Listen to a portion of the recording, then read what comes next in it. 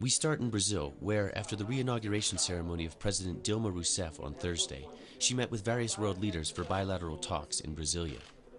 China's Vice President Li Yuanchao, Venezuelan President Nicolas Maduro, and the new Swedish Prime Minister Stefan Löfven all strengthened their ties with Brazil.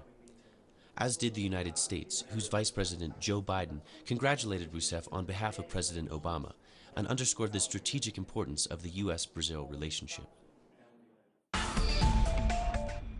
Venezuela's President Nicolas Maduro also met with U.S. Vice President Joe Biden at the inauguration.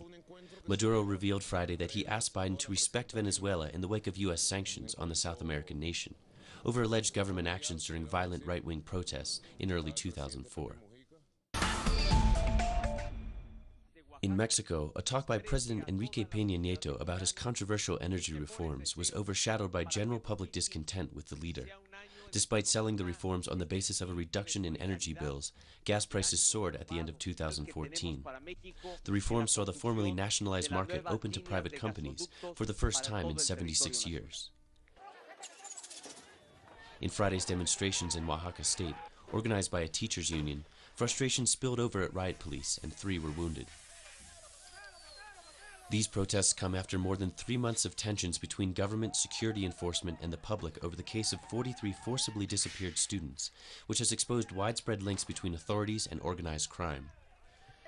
It was announced Friday that 10 more police officers have been arrested in connection with the crimes in the September killing and abduction of students from the Ayotzinapa Teacher Training School. And it was also announced that Peña Nieto will travel to Washington next week for talks about the case with U.S. Obama.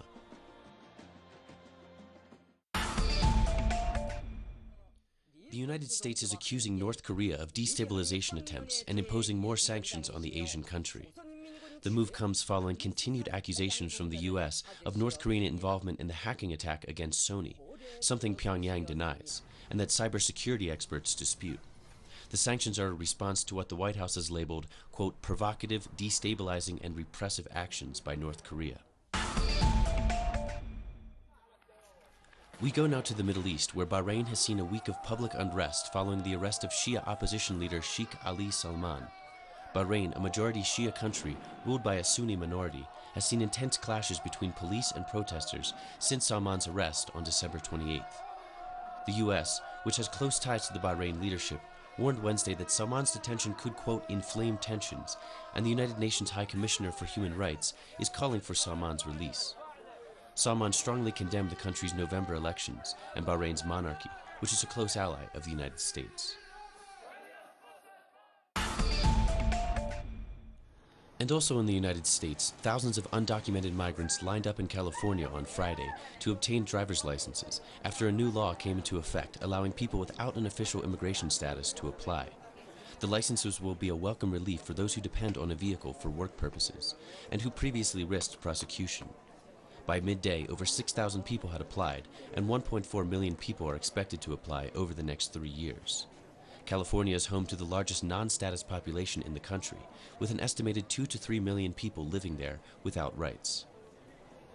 California joins 9 other U.S. states, including the District of Columbia, that allow undocumented immigrants to apply for driver's licenses. And finally in sports, one of soccer's most famous players, Steven Gerrard, has announced that he is leaving Liverpool, the club he has played for 25 years. Gerrard, who is 34, was also captain of the England squad during this year's World Cup in Brazil, and he says that after a whole career of playing for Liverpool, he will move on to an unnamed foreign team at the end of the season. He made 695 appearances and scored 180 goals for Liverpool after joining the club as an 8-year-old schoolboy, and captained the national team 114 times. Facts that have marked the course of history. Productions designed in the English language and made for the English-speaking world. This is Documentary. Watch it on telesur.net/English. Telesur, wherever the news, you'll be there.